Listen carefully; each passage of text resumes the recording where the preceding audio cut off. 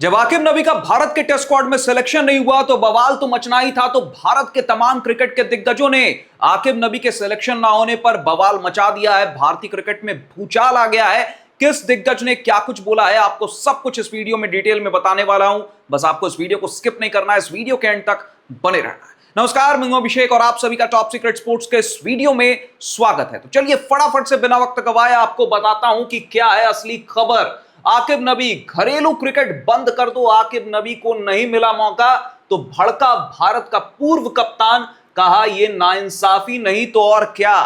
आकिब नबी को लेकर देखिए किस तरह से पूर्व कप्तान भारत के भड़क गए हैं, बुरी तरह से गुस्से में आ गए हैं और गुस्से में बोलते हैं घरेलू क्रिकेट बंद कर दो, किसी काम का नहीं है ये घरेलू क्रिकेट। रणजी ट्रॉफी की बात कर रहे हैं यहां पर।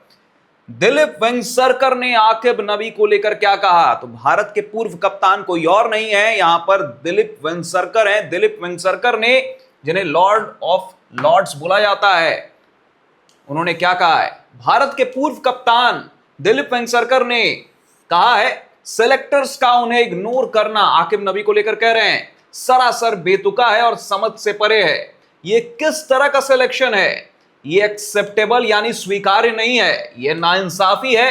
क्या आप नबी की दुर्दशा की कल्पना कर सकते हैं? उन्होंने रणजी ट्रॉफी में 60 विकेट लिए थे, उन्होंने इसके लिए मेहनत की थी और वो किसी और से पहले जगह डिजर्व करते थे।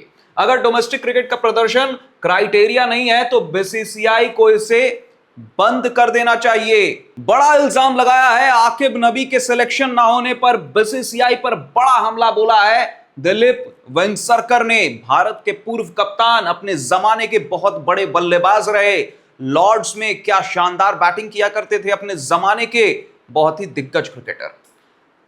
नबी ने विकेट लेने में निरंतरता दिखाई। आगे कहते हैं दिलीप वेंगसरकर, आप किसी बॉलर को उसकी विकेट लेने की क्षमता को देख कर लेते हैं। वो भले ही 130 किलोमीटर प्रति घंटे की रफ्तार से गेंदबाजी करता हो, लेकिन महत्वपूर्ण यानी इंपॉर्टेंट उसकी विकेट लेने की क्षमता है।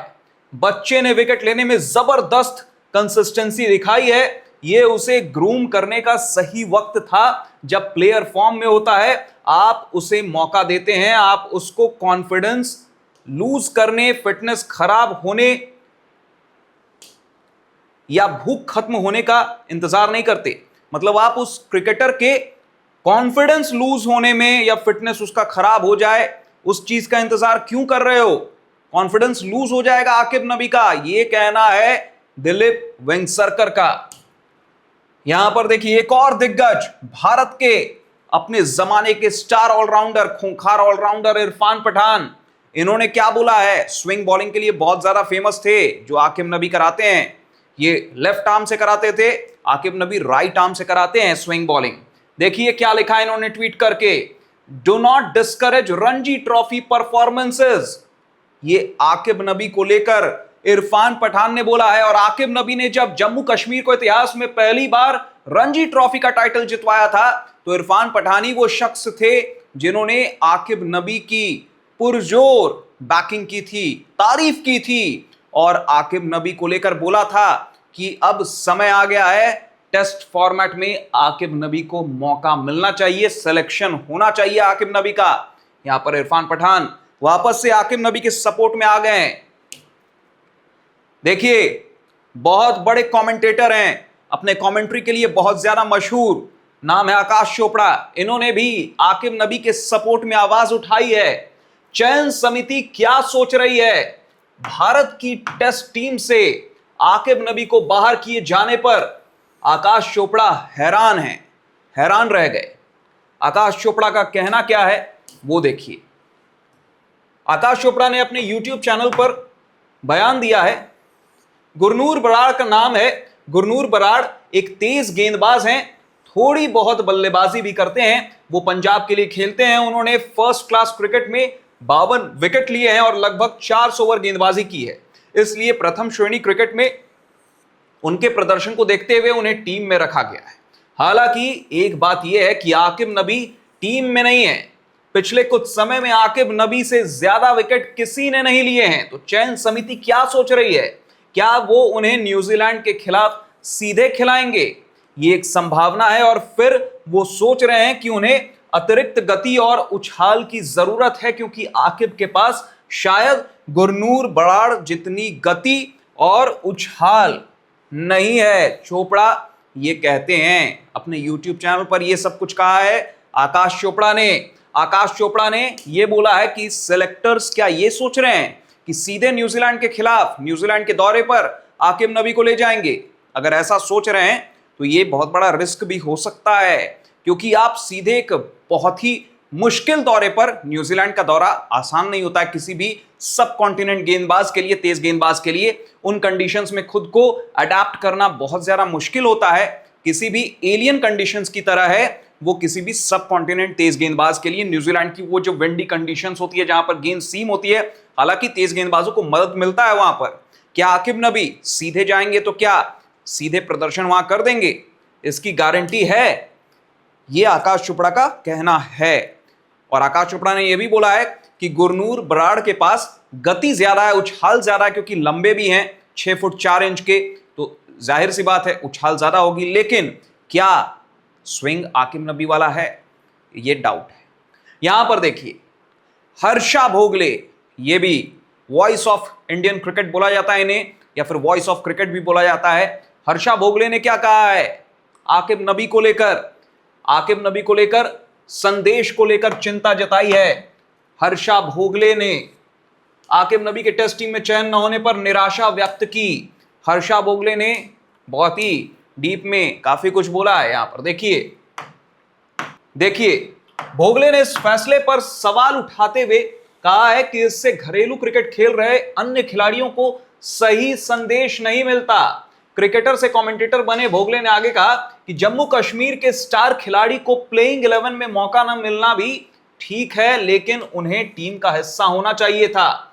उन्होंने उनकी तेज गेंदबाजी को लेकर जताई जा रही चिंताओं को भी खारिज कर दिया कि तेज गेंदबाजी को लेकर जो चिंता जताई जा रही है कि बहुत ज्यादा स्पीड नहीं है, उन सबको खारिज कर दिया हर्षा भोगले ने।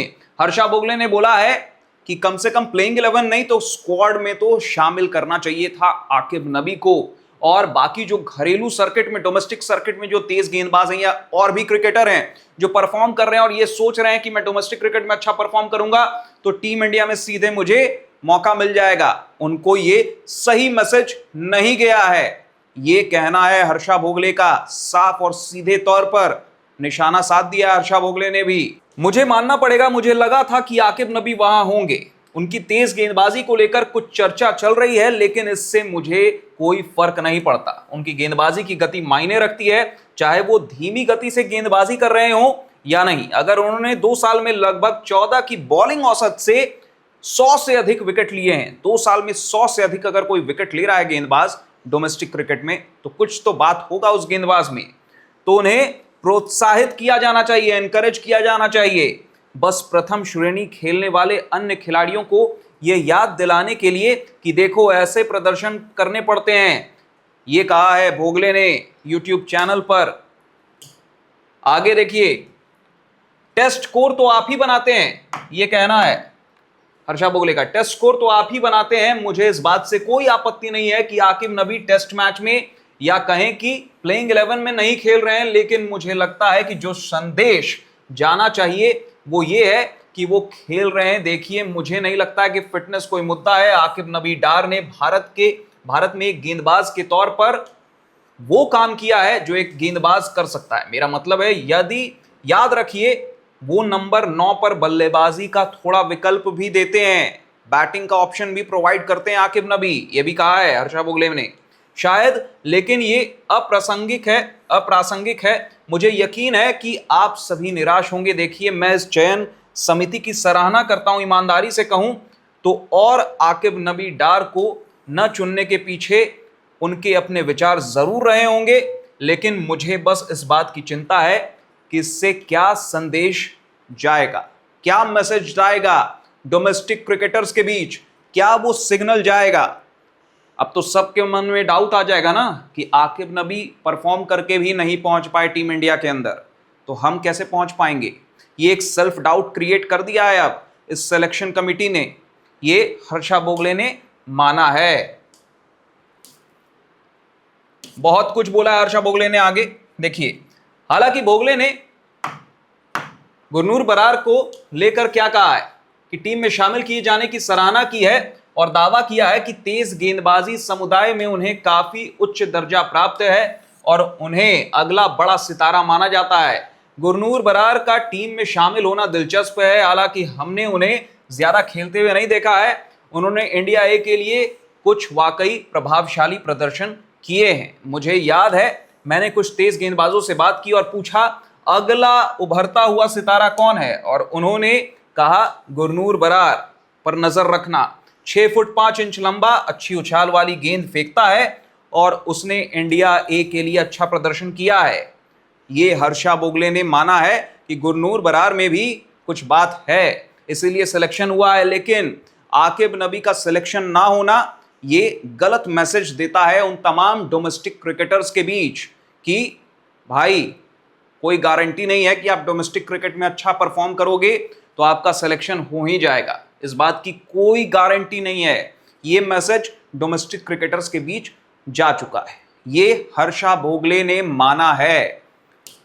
तो हर्षा भोगले हो गए, दिलीप वेंगसरकर हो गए, आकाश चोपड़ा हो गए, इरफान पठान हो गए, ये तमाम क्रिकेट के दिग्गज, भारतीय क्रिकेट के दिग्गज, इन्होंने साफ तौर पर निशाना साध दिया है। आकिब नबी के सिलेक्शन ना होने पर जमकर बरसे हैं सिलेक्शन कमेटी पर, बीसीसीआई पर। फिलहाल इस वीडियो में बस इतना ही। अगर आपको ये वीडियो इंफॉर्मेटिव लगा हो तो इस वीडियो को लाइक कर दें, ज्यादा से ज्यादा लोगों तक शेयर कर दें।